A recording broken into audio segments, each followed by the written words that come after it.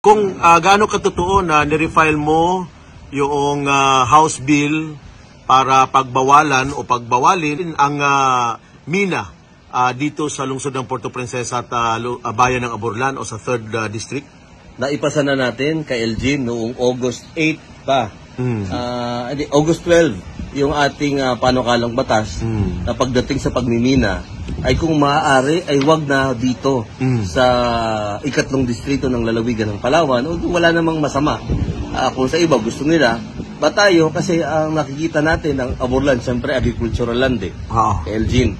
Ang lungsod ng Puerto Princesa, tourism town. So sa ating palagay, sa ating nadidinig, sa ating mga kabarangay, sa ating pag-iikot ay ayaw nila ng pagmimina dito sa lalawigan hindi sa lalawigan, sa lungsod ng Puerto Princesa at sa munisipyo ng Aborlan. Ang tanong ng iba, bakit hindi isinama? Kasi nga po, meron naman kada representative yung ating mga distrito.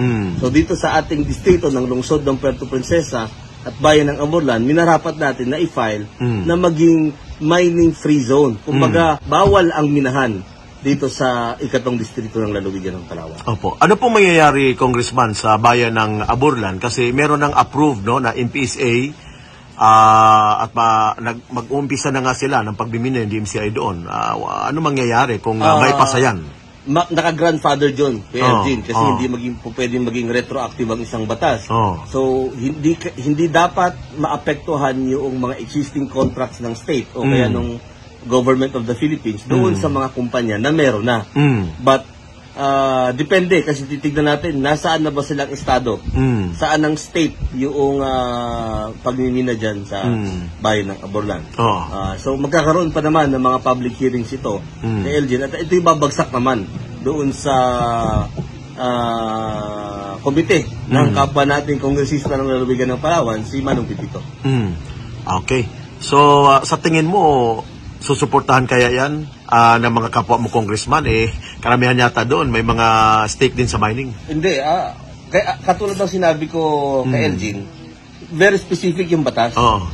Puerto Princesa at Puerto Princesa at bayan ng Aborlan. Okay. Alam natin yung pulso ng mga mamamayan. Ngayon, pagdating sa ibang distrito, nasa sa kanila yun. Kung gusto nilang maging mining free zone din sila.